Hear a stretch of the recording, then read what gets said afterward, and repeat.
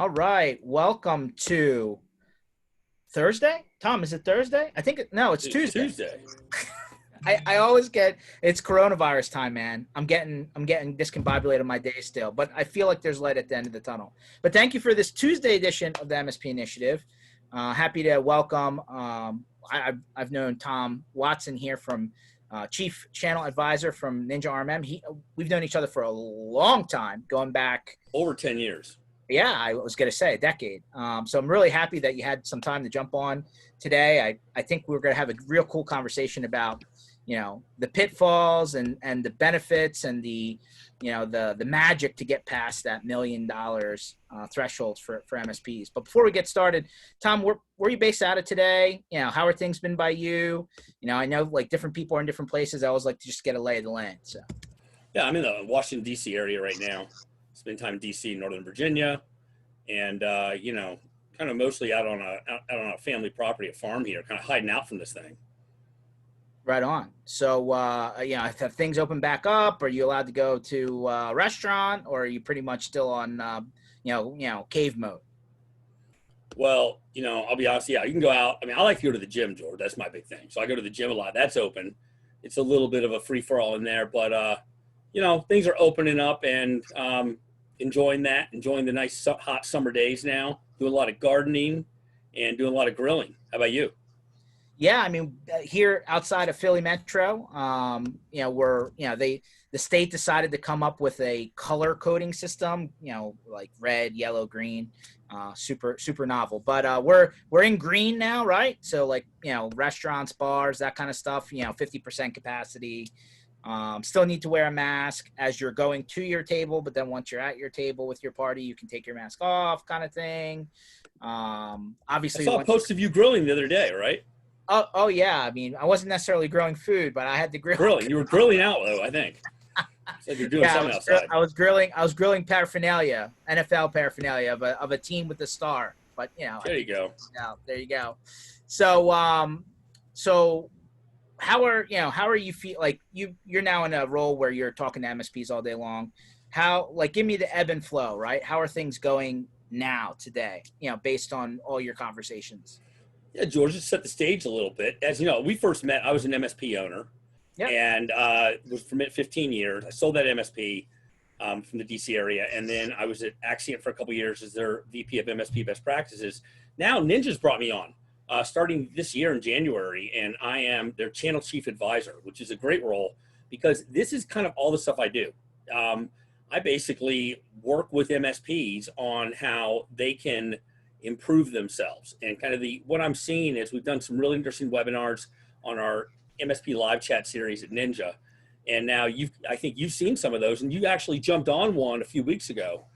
And I'm kind of on here because you had some good ideas about where people are. And of course, I think we've seen with these COVID times, there's maybe some MSPs out there that maybe given a few too many things away during this time.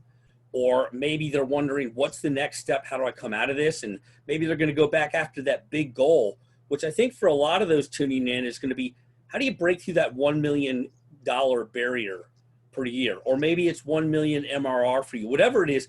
I remember when I was at that point, and I remember the steps it took me, and I know you still have an MSP, and you remember what it took there, and we're going to talk a little about that.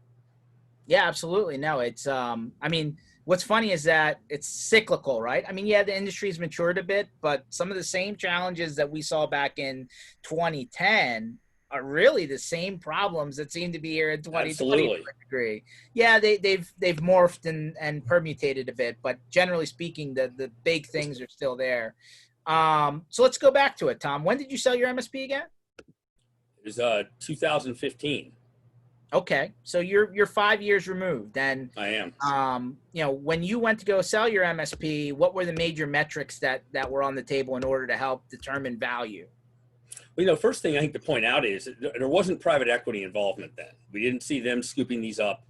There was some of this stuff we saw going on where people from like the copier business were kind of branching out into the MSP world, and it was kind of one of those. I worked with kind of a broker. And basically, the entire value of the MSP came down to that MRR at a multiple. Okay. That was it. I mean, I had that usual project work and hardware and software sales, but it was really all about that. What was your split? Do you remember MRR versus project break fix hardware? Yeah, it was 3/4 MRR. I had made the move all the way back. We had the Great Recession, and that hit me pretty hard because I think we're going to talk more about this. I was not making sure I got paid up front by clients. I was doing work, and then it would take a few weeks to get it into an invoice, and then you send it out, and then someone would sit on it for a while, and you'd end up do the work. You wouldn't get paid often for 6-8 weeks after you did the work. Yeah. That hit me really hard, and that's when I made the switch totally in 2009 to full managed services. And that was all centered around that payment and that cash flow, how important that was. So what was your biggest struggle then? Like, so obviously everybody kind of goes through the same pieces, right? You have like a couple hundred accounts that you do stuff on and off for. Then you decide, rip the Band-Aid off. It's all in managed services. You end up losing a bunch of people, right? Who don't want to convert. Like today, back then, I think you were doing the bronze, gold, silver type approach, right? Yeah. And then like, we still see that approach today. Would you consider that that same pricing schedule now that you did back in the day, or what were the pitfalls there? George, it's a great question. I do some MSP consulting too, the MSPs that want to talk about primarily how to put these structures together. And I got an email from one of the MSPs I'm working with the other day because they said, hey, I went back to one of these webinars you did and you talked about all these different contracts you had. Because I had titanium, gold, silver, bronze. And then I also consider prepaid hours to be a managed services contract because that was and that's why I think that addition of that last one was my protection. When I went to full managed service, I lost about 10% of my clients, gone. And one of them, a lot of those 10% I wanted to go. But what I did was I identified one, I would say, are these eligible, like large enough clients, over 20 users that I can give an unlimited contract to? And you had to be over 20 users to get unlimited for me. And then I would say, okay, if they're not at that point or I don't trust them on unlimited, I'll have this gold. But then unfortunately I had that silver and bronze, which I look back at that now. And my email to this client said, if I had to do it over again, I would just do unlimited. I would do gold, which just would be the same thing as the unlimited contract with a set number of hours. And then for anyone out there who maybe I didn't do their full IT or just a piece of it, I would just sell prepaid hours in 10 or 20 hour blocks, period. And I would have just those 3 offerings and simplify, because I look back and it was complicated because I had too many things I was managing on the back end. I was selling too many things. Right. So, and then usually when you have so many offerings like that, people tend to go towards the lower offering plans, and then they get into the feeding problem, right? Yeah. We all run into that one. So today's topic is how to really break through that barrier for all those guys out there that, haven't muscled past the $1 million mark. And that generally in the industry is viewed as the part where you get to a certain number of people, you get to a certain muscle and feel, kind of routine that you've been in for a long time. And then you hit that plateau, and then it seems really hard for some reason to get past that. And then like the next barrier everybody always hears is 5 million, right? So for the guys that are trying to get past that 1 million, or maybe just there and maybe trying to figure out how to get to 5, generally speaking, let's start with the building blocks that prevent people from getting past there. And one of the things we talked about before this webinar was cash flow, right? You mentioned earlier just now that you had a hard, if you weren't invoicing ahead of time and collecting ahead of time, then you created this really large accounts receivable, right? Yes. So what's your opinion on all these subscription models out there with all the software, hardware as a service, just generally the pitfalls that people run into from a finances standpoint? I think the big thing is, and we were talking about for this call, is if I'm going to invest anything in my MSP today to try to break that $1 million hurdle, the 2 big things I'm going to put in money into is that back end system and people to make sure I get paid on time, to make sure I know that cash was coming. And the second thing I'm going to put in place are the salespeople to drive that pipeline and to keep it full with new coming in. So I get over that, because you've got to get over that churn. We all know out there, especially with COVID going on, we know that people are going to lose some clients out there, or we're going to have clients that got smaller, they atrophied. And so those 2 big things for me created like that piece that gave me the ability to get over that $1 million hurdle. So so zooming into those two pieces, one, back office, like reconciliation, right? I mean, there's like 10, 20, 30, 40 vendors even, where you have layered all these services on in terms of SaaS subscriptions, right? Whether it's security, whether it's backup, whether it's, hardware as a service, whatever it is. And I think part of the first problem is making sure that you don't get lopsided on what your vendors are charging you versus what you're collecting, right? Yeah, exactly. I mean, my big thing is, and I know you've run into this too, you haven't audited like your Office 365 for a while, or your backup, whoever you're paying backup to, and you go through and it's been 3 months since you audited, you've been paying for those mailboxes or that backup space that you didn't need.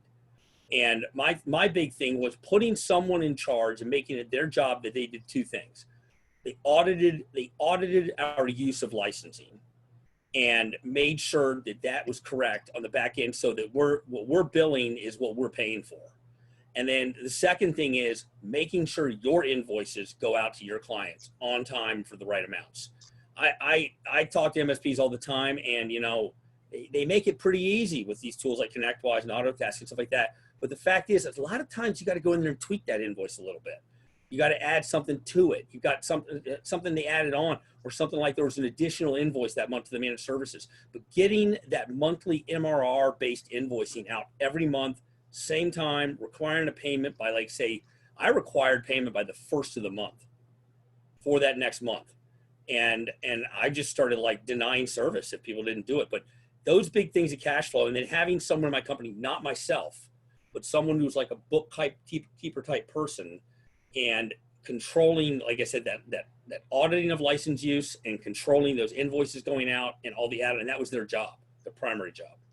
Right. So that person has a couple of different hats, right? There's a lot of software out there that helps keep, track of license use. But I think one of the other things that this person you're talking about does is like actually keep on top of people to make sure that their bills are up to date, right? And whether they're doing ACH or credit card check, whatever it ends up being. I know there's a lot of cool platforms out there like Connect Booster. We had Brady on a couple sessions ago with the automated payments and ACH that you don't have to worry about going after your customers. But that's not foolproof, right? You need to keep on top of your customers. So let me ask you a question. How did you deal with hardware then?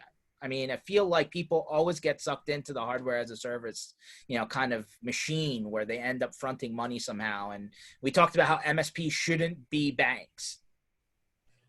Yeah, exactly.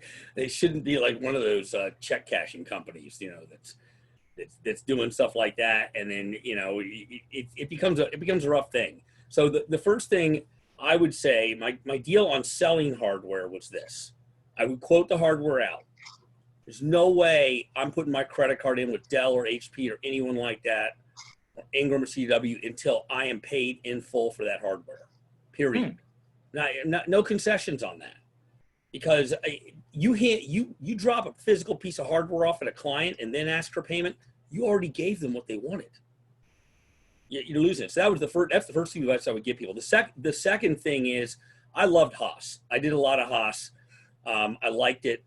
What I did was I used Haas as a way to close deals, to close contracts. And that's kind of what you said, giving it away. I gave a lot of hardware away, but I tied it back into the contract. So I didn't really give it to them. I gave it to them with a lot of purse strings.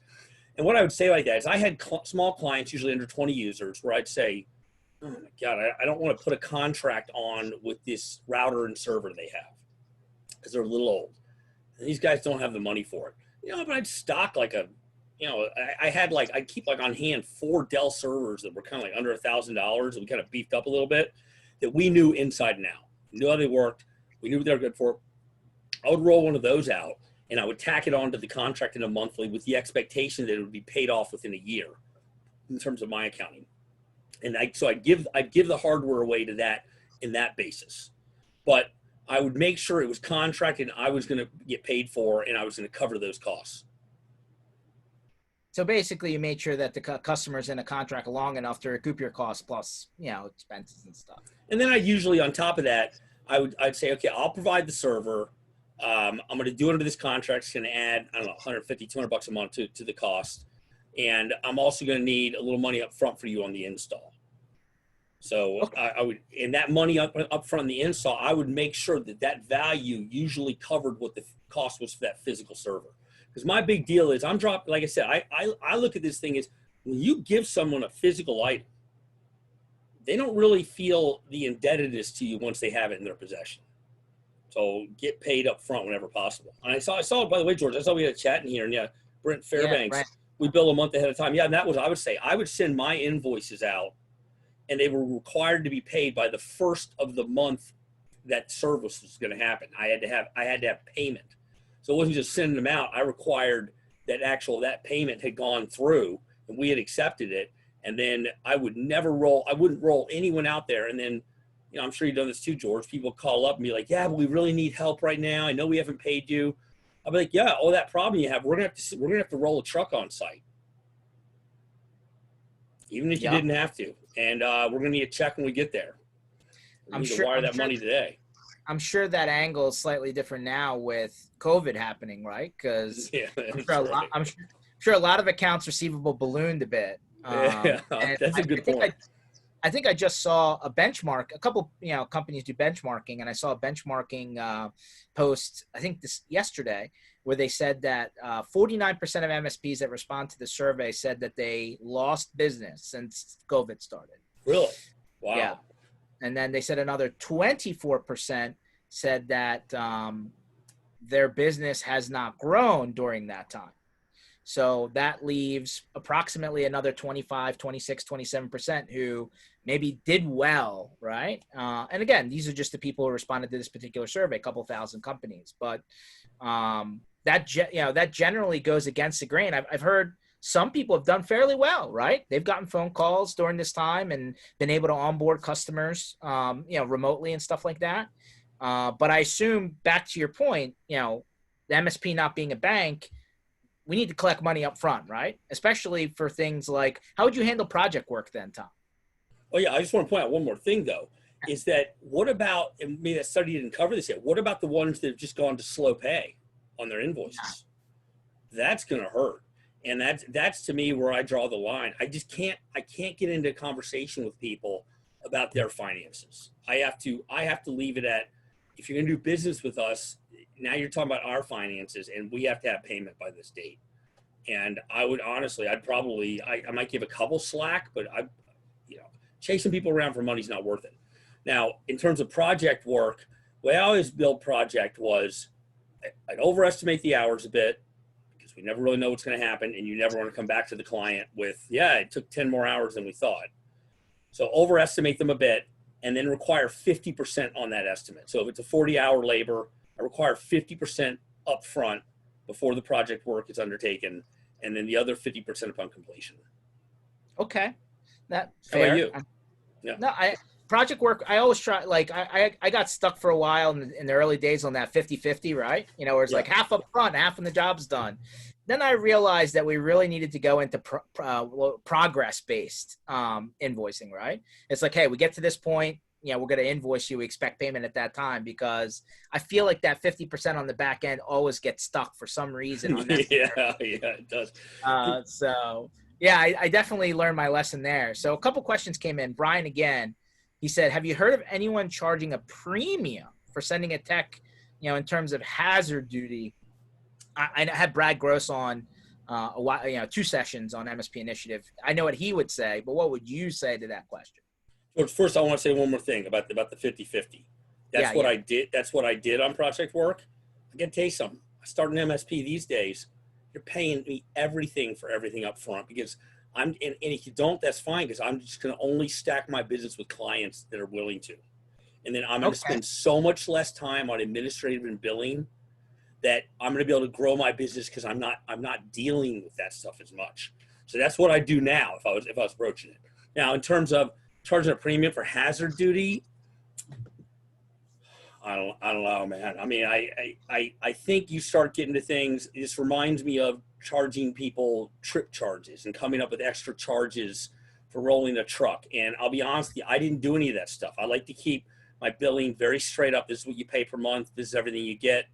And I would even total in there, if they were in downtown DC, I would figure out what the parking in that area was going to cost us, and I would roll everything what I thought my costs were into that managed service agreement and just do it that way. Because like I said, I don't want to be chasing people around for separate invoices. No, fair enough. I know Brad Gross would say that, like, listen, you need to work with your employees to figure out if they're comfortable enough to go out, or if they have a pre-existing condition that would make them, more hazard versus others. But if you give them the appropriate PPE, if you've coordinated with your customers on the expectations of what happens on site in terms of social distancing, then you shouldn't create a precedence of hazard pay. I think you turn off a client with that if you started throwing things down. If I were a client, I'd probably sit there and go, after a couple of times of that, I'd pair, like, let me talk to someone who's not surcharging this for something. They might see the validity of it in some way, but they also might see that it could look like a cash grab at some level. For sure.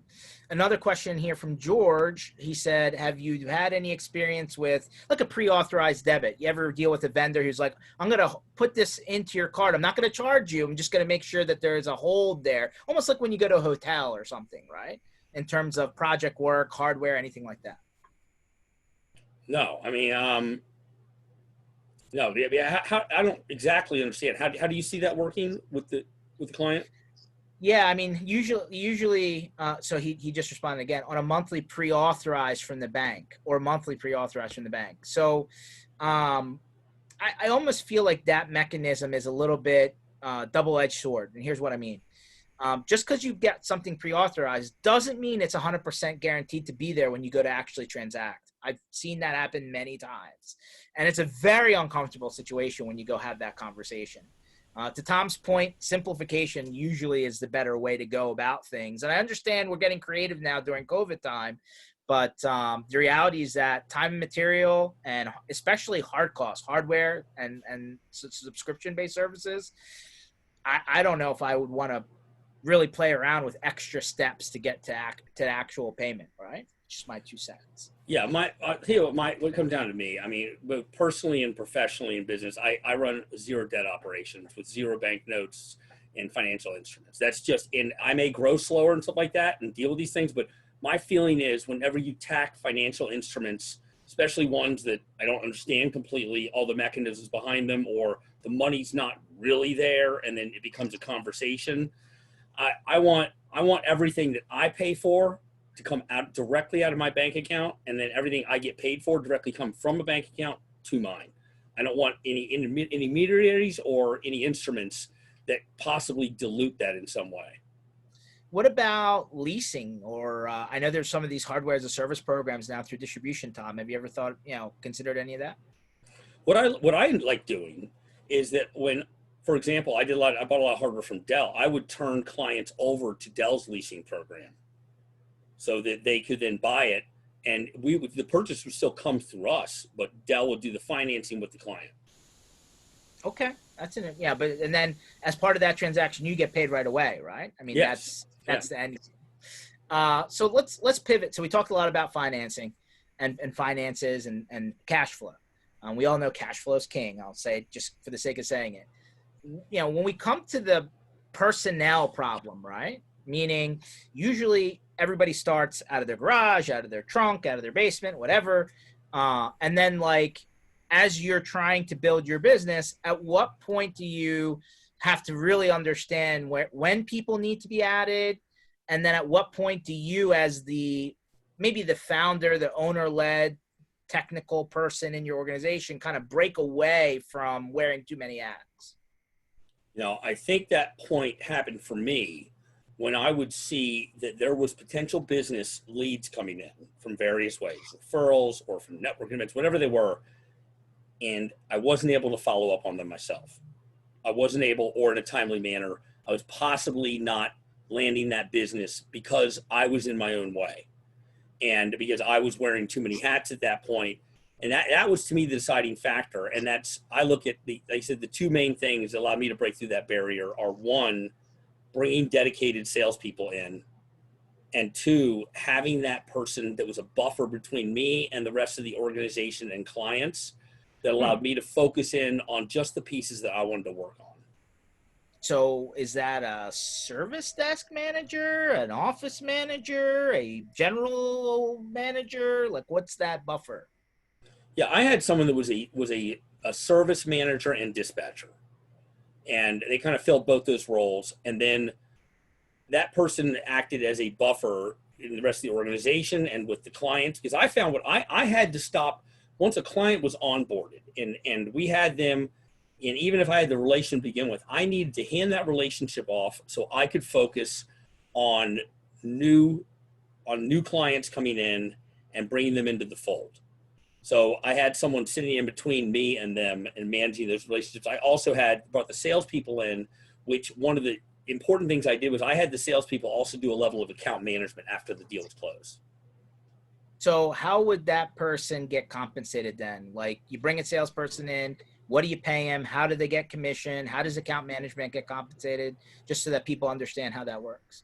Yeah, I pay them a base that would not be enough to live comfortably in whatever area you're in. An amount that might cover the mortgage and, a few of the bills, but is probably not going to make for much of a lifestyle. So that it requires the person to really hunt. The second thing is I would pay them 10% of the contract that they brought in. But I'd only pay that 10% for the first year. And then they would get 10% the second year in terms of, and I wouldn't pay that 10% on the first year until that contract had been in place 2 months. So that I tie them pretty close to that contract being successful at the beginning. And then I would add on a small amount, somewhere $50 to $100 for account management of that client ongoing, to make sure they stayed in there. They stopped by. They did their salesmanship for things they might other need or referrals they could have. Okay, so Brent asked another question here. Did the math that you just laid out, is that on gross profit or or really net profit, because profit's net profit, or the total value of the contract top line, gross? I would look at this amount as, I'd have to go look on it on my actual calculator, but I believe it was on the gross contract value. Okay. So if somebody signed a 3-year deal with you and that deal was, let's call it $1,000 a month just for raw numbers. So that's a $36,000, total contract value over the term of the customer. And then you're paying out annually, right? You're not paying out the entire contract in one time. Yeah. So it'd be $1,200 a year on that contract. So they get the $3,600 over the 3 years. 10% of the 36. And then I would add on an amount, depending on how much that was, an amount for they would be paid monthly for account management. Got it. So if they have some duties. So if that person was managing a book of 25 customers, $100 a customer, that's $2,500 a month. Exactly. Often it would be a little less than that. They bring in small ones, maybe it would be $50 for that, $1,500 a month contract, that kind of thing. But it tied them well. It kept them in the game. It created a buffer between that client and the rest of the company for problems that often could be mitigated that were just, personality problems or just a communication problem. Customer service issues. Yeah, I know people just vibe different ways. It just happens. So George asks another interesting one. So he says, what are some of the steps involved in actually building your sales team out? We're currently at $1 million plateau, but we've never done any marketing, but we are interested in building a sales team. What do you look for in a salesperson? What are their day-to-day duties, activities, cold calling, ? Now, the first thing I would look at is, it does sound like he's right at the point where it's probably time to get that salesperson. I would first ask myself, how am I going to, early on, before that salesperson has real connections in the community, and also considering these times, how am I going to feed that salesperson leads? Mm-hmm. And I would establish what that mechanism is. I would probably be looking at some level of marketing. I would be more likely to outsource my marketing to one or a couple of firms that are out there that specialize in MSP marketing. And I would probably put some investment into some type of CRM.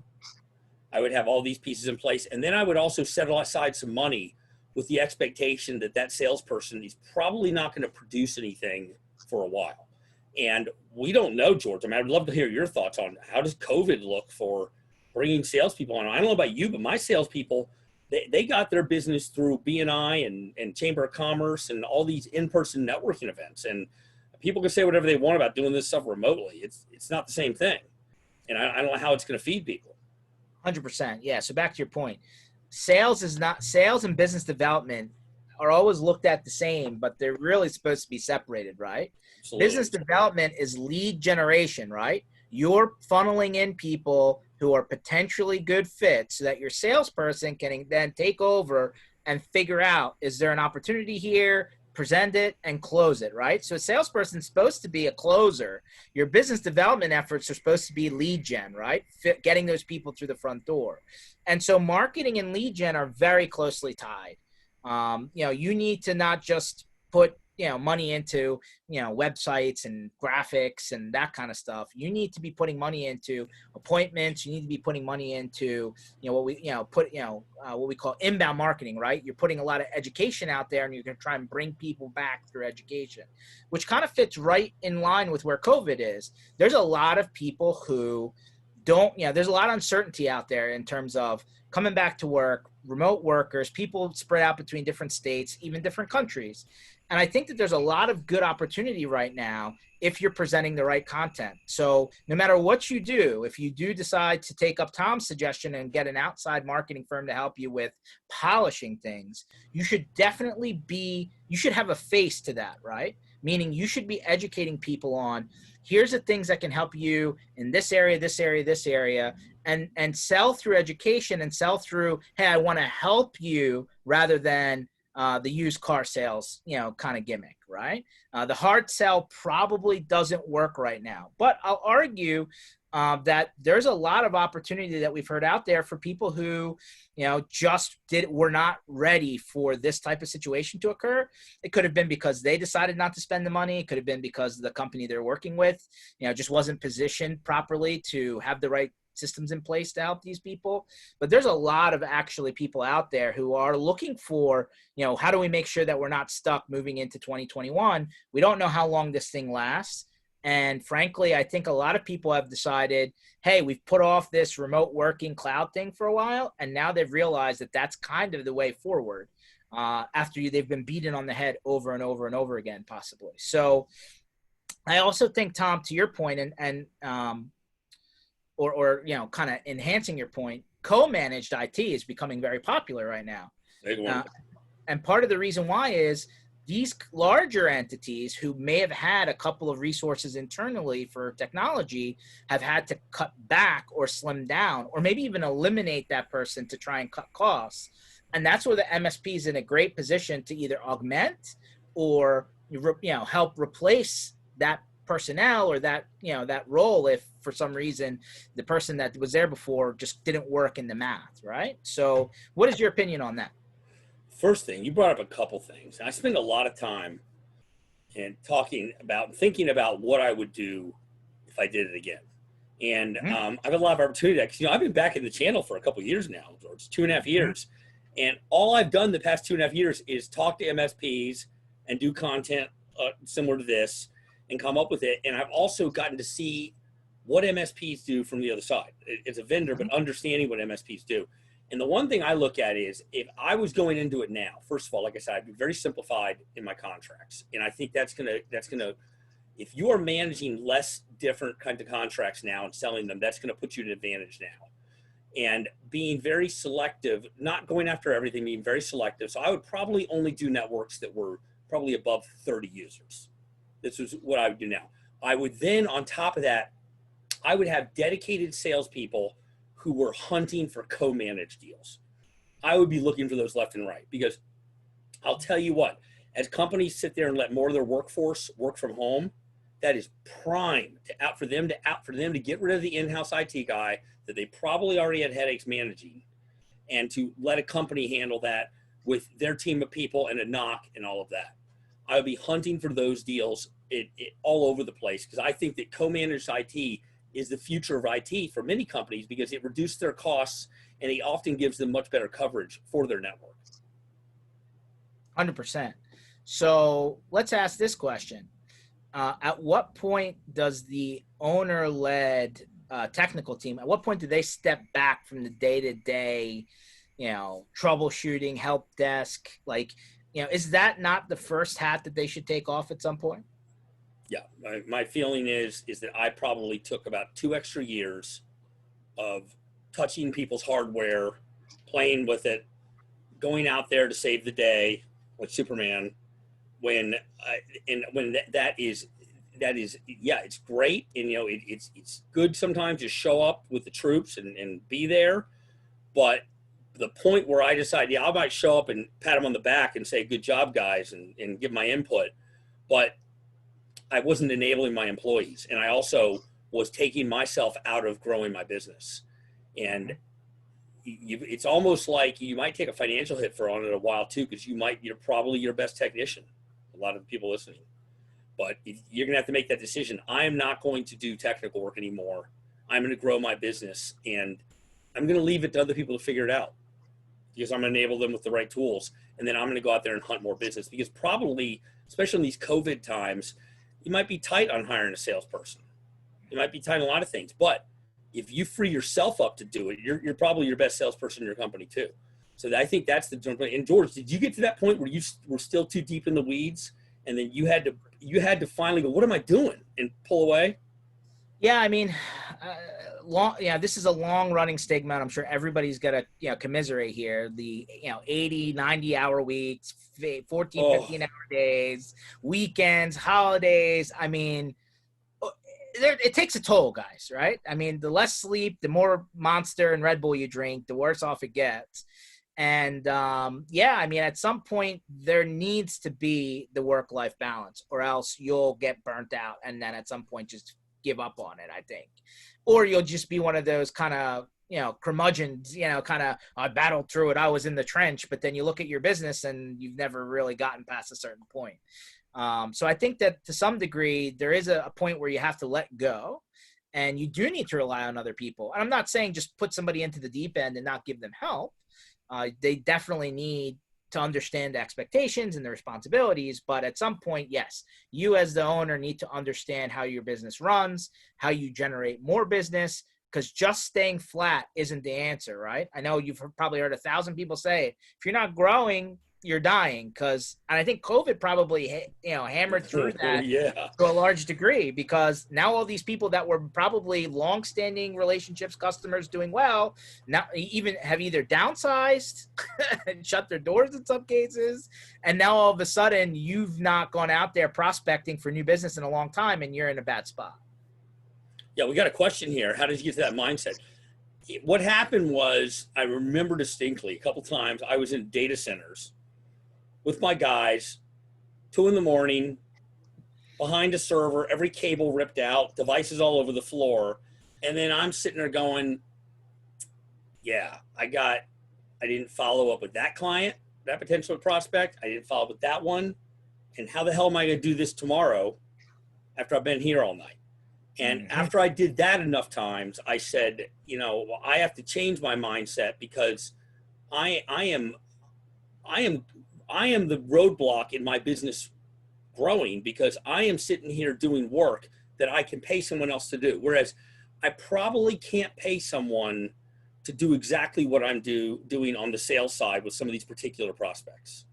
So deciding, what can I pay people to do and what can I not pay people to do? I can't pay someone else to lead my company. I can't, for probably the best deals my company ever landed contract-wise, I probably can't pay a salesperson to find and close those. So that's the defining moment right there.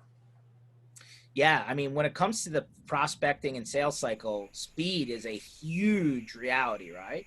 The longer it takes you to get back to that person, the worse position that you're in, right? So like to your point, Tom, I mean, if you're getting hung up in the weeds and then you don't have time to actually deal with the front line stuff, then there's a problem. Let me ask you, let me pivot for a second. Let me go somewhere else. How did you handle, either, did you do it in the contract renewal, or did you build it into the agreement, but increasing the cost over time of your services? Yeah, no, I recommend on that. Listen, especially given the times, we're going to have inflation. There's no doubt. You can't pump dollars into the system and not then have the value of the dollar go down. So I always put in my contracts that here's the price you get for the first year. And then I would carry that over the second year, but on the third year of that contract, it went up a certain amount. Mm-hmm. I would just build it right into the contract. I made my contracts auto renewing, but I would recommend that you make an escalation per year of 5 to 10% at this point. It just happens the first year, and make sure when you're selling and you're pitching that contract, you go over that part and you get them to initial right where it says that, because I will tell you that will be the one thing they claim they never saw in that contract, but you put it right in there. They signed it, Tom. Yeah. But that escalation, they'll be like, I didn't sign this would automatically go up. Yeah, you want to, though. You want to protect yourself with that. So when that contract goes up, let's say it's 5 or 10% a year, are you adding additional services into that new revenue that's automatically increasing, or is that over and above that amount? I would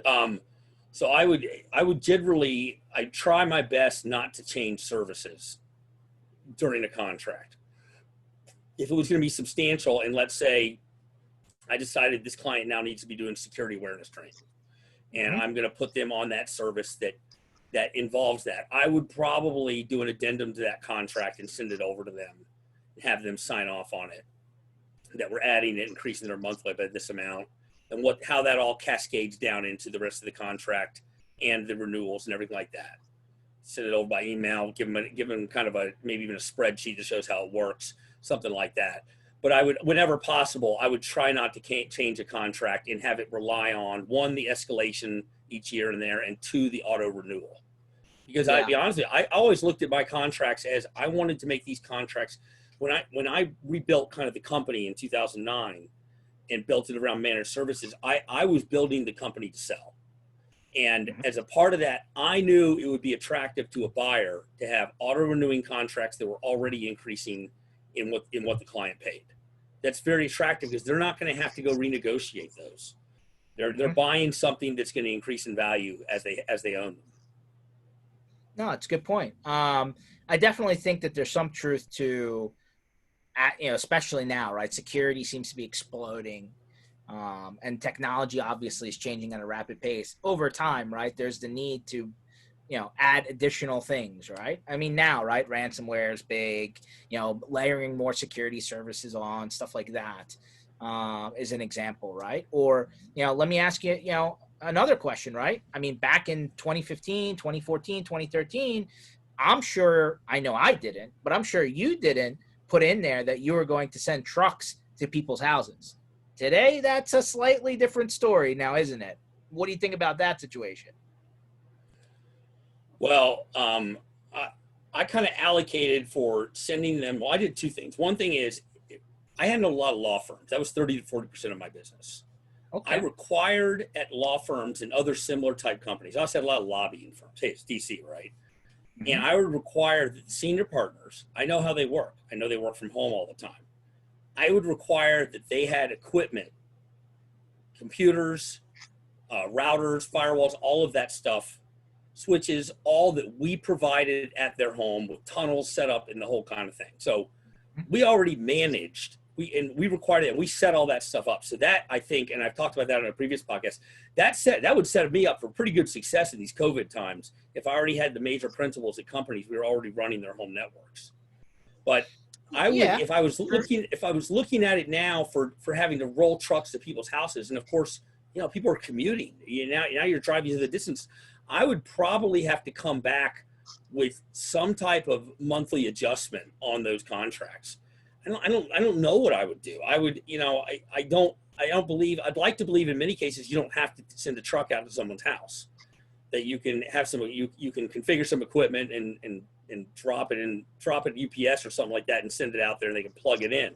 But we all know that people have crazy stuff set up. Who knows what they have plugged in? And we don't know, is the problem lie at the ISP or with the device out there? We didn't sell them the device. I would probably do things like start requiring, if someone's going to work from home and they've had problems with the setup there, I'd probably require they buy new hardware from us, including the new business grade router. It might be just like a Soho router, requiring they had a laptop we provided and not just their home laptop. And any work they're going to do for the client, they have to do on the equipment supplied by us. I'd probably start giving much more strict rules, and I think those strict rules would result in fewer of rolling trucks. Okay, fair enough. So what about the situation where, you're in this gray area, right? The customer is now, having people log in from the home stuff. You haven't provided them the workstation. Are you installing your RMM, your NinjaRMM agent on that home computer? Like, what is your game plan there? Like, is there wiggle room in your thought, or is it, no, this is the strategy and we're not backing away from it? Yeah, I had a really hard time years ago with people's home hardware. I mean, it's problematic. You're not going to buy that Acer laptop from Costco and tell me it's the same as the precision workstation laptop I bought from Dell. It's not the same thing. Yeah. And that's the thing, is I would probably have pretty strict rules written as to what was an acceptable piece of hardware and what wasn't. And I'd be very quick to pull the trigger on, nope, sorry, that's not going to work. Here's an invoice for a new machine. I just, and if I was doing it again, George, I think a lot of this is bitterness at myself for everything I gave away. Yeah. and how I was too lenient. No, it's important to remember, you have something they need. You're providing services that allow their businesses to operate. You're in the driver's seat. You have the power because your income is probably distributed amongst quite a few different clients. You have the power, and don't be afraid to push it around a little bit and make sure that you're getting paid and it's not extra effort for you. I am not going to if I'm running an MSP, I'm not going to let clients create extra administrative hassle for me or technical hassle that only alleviates a problem for them and probably doesn't ultimately, because it probably just continues on the problem. I'm not very understanding of that stuff. I don't know if this is an empathy issue with me, George, or not, but I mean, I honestly believe my approach would make me a lot more money now because I'm not going to. You're probably right. I'm not going to do things. I'm going to do things always primarily for what profits my business and me personally. And because if I'm not doing that, then why am I even in business? Fair enough. So at what point do you tell an MSP who's trying to go further, right? So we had somebody say, hey, I really never done marketing and haven't had dedicated sales. Now we're talking about it or looking into it. Or, hey, at what point do you tell them, hey, there's a gap in a finance standpoint to bring this additional person or persons on and to go out there and borrow money?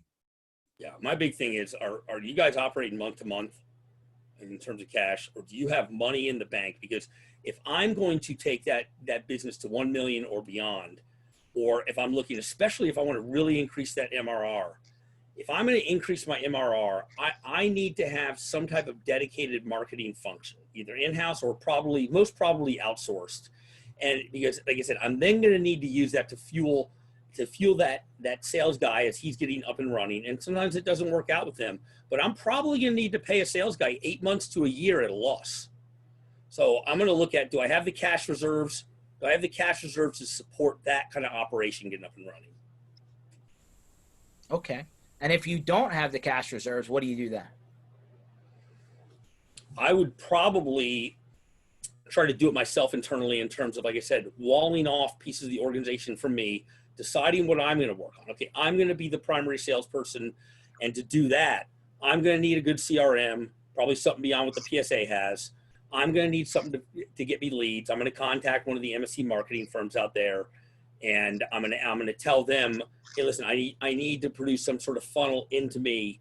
And then I'm going to make sure that the company understands that, no, I'm not available 24/7 for the technical problems, all that kind of stuff. I can step in a pinch in order to answer questions, but I don't do the technical work anymore, and I'm focused on this. So I would probably first, if I didn't have the cash, I would set up the situation so that I could become that primary salesperson, with the idea that produces those cash reserves and that churn that I can then bring in a salesperson, maybe hand off those leads I've already been working on to them. Okay. So kind of getting into the final stretch here. What are the, top 1, 2, 3 things, other than the stuff that we've talked about, that would prevent somebody from getting past this plateau? Oh, George, I'm glad you asked that, because when we talked before this, you asked the question and you said, how do you make sure those contracts you have, how do you evaluate them down the road and make sure they are profitable? Profitability, yeah. Yeah. I had, you know what, this is really funny because what I came up with back in 2008, 2009 is I came up with a spreadsheet, and it was an MSP costing spreadsheet. And what I did was I looked at all of my existing clients at that time, and I said, let me decide which ones off the top of my head meet. Well, let me look at, are they paying us enough on an average month that I would want to give them a contract? And then would I want them on a contract, or are they likely to beat me up in some way? And then I put them over in the pile of prepaid hours. And then once I got in the contract thing, I would get their invoices. I would separate out the invoices that had to do with project work and when I onboarded them. And I would look at like maybe a 2-year set of invoices that were just regular monthly service and things like they were paying me for like backup, antivirus, all the add-ons. And I would punch them into this spreadsheet, and I would figure out what my cost per technician hour was, and it had a place for that. And then how many hours on average they're using per month, and how much antivirus, how much backup, how much Office 365, all those pieces. And it would come out with a number. And my number would be my hard cost to run that network every month, to run that client. And then I would have it apply a formula to it. And in that formula, it would then calculate what I needed to charge in order to where I made enough percentage profit that it made sense to me. And then it had another formula that pulled out the commission if I had a salesperson. And then what my net would be on that contract. Now here's where it gets interesting. I use this to evaluate existing clients to see if I wanted to move them to managed services to come up with a price. That then allowed me to figure out if it was a net new prospect, if I would line them up to a similar contract I already had that was working out and this spreadsheet, and use that as a basis on what to charge, what to quote out for a net new prospect. Now here's where the spreadsheet had the most value though. I would open up that spreadsheet once every 60 days in the first for the first year of a contract with a client. I would copy that original spreadsheet sheet to a second sheet, and then I would duplicate it on that second sheet, and then I would call that second one actual, and I would look at, for at that point every 60 days, what were they actually consuming. And then I could look at what I quoted and what all the usage was and where that money was going. And what I was looking for is that profitability in that spreadsheet going up over time, because if it's not, I did something wrong. Because any managed service agreement you sign up should become profitable the longer it's baked in, because you become more efficient on it. You've gotten past the hurdles. You've got more of your own hardware in there. You've figured out all the kinks. You've done that blitzkrieg approach on it right from the beginning and knocked down all those problems. And now you're in really good shape. Interesting. I wonder how many people are actually doing customer by customer profitability monitoring. I would argue that that's definitely an Achilles heel to actually getting to a certain point, because if you're actually, say 80-20 rule, we've heard it 1,000 times, you're actually losing money by having a contract, something's wrong. Absolutely.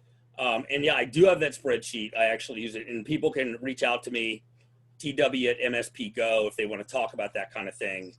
And, it's a pretty interesting way to go through it. It's very manual, and it's just a spreadsheet, but it gives you that visual element of seeing every single line item of hours and Office 365 and backup to where that money is coming in and going out.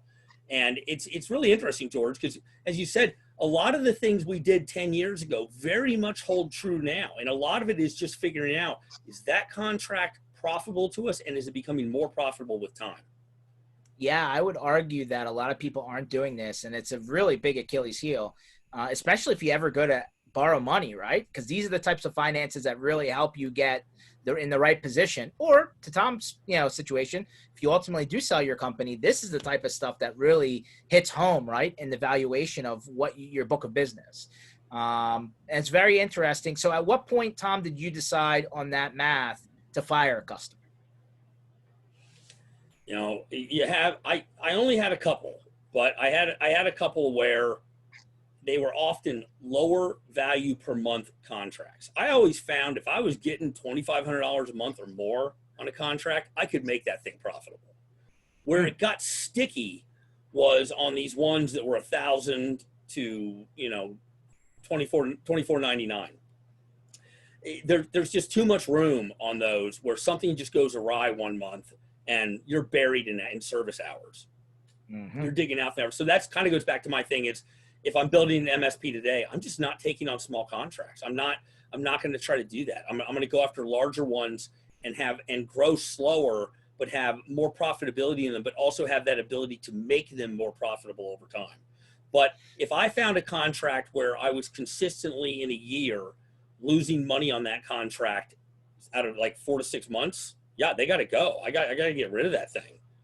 I mean, and usually I had some other MSPs I was friends with that I would talk to them about those contracts and basically get them to assume the contract on the basis that they would be able to then up the price at the end of it or close it out relatively quickly, because sometimes there's just other people that can run a contract better than you. And I had graduated to a point where my company wasn't very proficient. We were doing a lot of co-managed IT, but we weren't very proficient at handling the smaller clients.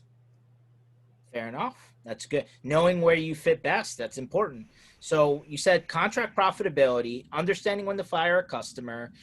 Any other thoughts on reasons why you would be prevented from getting past the plateau? I think a lot of it comes down to how much money you have in the bank. You know, and while I am not someone that likes to take on bank debt or loans and stuff like that, if I was at that point where that's going to be the final deciding factor, it'd probably be more likely I'd take on some type of private investment through friends or family or something like that. But I would stack the deck in my favor by having enough money to be able to make these decisions for hirings and having the right people, because, and even if I had to do so, maybe I probably would reevaluate my stance on it if I was in the mix right now. Because if that was the deciding factor of being able to finance having a new salesperson on inside or a director of operations service manager until they got up and running, they're really effective, I probably would make that jump and do it. So finding a way to have the cash in reserve to make sure you're not in trouble, take that stress of the cash, because when you're not thinking about money and you're just thinking about growth, that's going to give you a lot of leeway to grow your business. You're not going to be spending time on those accounts and if the credit card paid off, or where do I got to move money this month? Every time you're spending doing things like detracting from you running and growing your business. 100%. Hey, Tom, it's been, I mean, we could probably go on for another hour easily. Yeah, easily. Yeah. About it. It's really good to hear that, listen, we're both talking to MSPs out in the world. You know, some stuff changes, but a lot of stuff stays the same. And it's really nice to see when people get past that bottom echelon, right? And they get past this $1, $2, $3, $4 million range, right? That's when they're really on fire. And I think that as much as we hear about MSPs selling and consolidating and VC and all this stuff, I'll tell you what, I'm more excited about this industry now than I have been in a few years, to be honest with you. Yeah, I am too, George. I often think about, I had someone the other day, an old business partner owned a web development company, and we were just having lunch, and he sat down and he said, you know, that MSP you had, you're really good at that. You should do that again. And I was like, oh man, you're killing me here. I don't know if I can do that, but I know we're closing out here. I just wanted to also say, you know, thank you to NinjaRMM and for having me on their role as the channel chief advisor. And we have a webinar next week in our MSP live chat series. We're doing it with Kevin Klein of MSP Growth Hacks. It's going to be how to figure out these times and kind of what you can do sales-wise, campaigns to really get that going. And wanted to mention, if people are more than welcome to reach out to me with any questions you have. Find me on LinkedIn, Tom Watson, NinjaRMM. You'll see it up there, or tw@mspgo.com. Awesome. Well, Tom, I really appreciate you having on. Thanks everybody for watching, and we'll watch this. And remember, Tuesdays and Thursdays, 1 o'clock Eastern time, MSP Initiative. It's Tuesday. I remember now. Tom, enjoy the rest of your week, and hopefully we'll see everybody on Thursday at 1 o'clock. Thanks, George. Have a good one.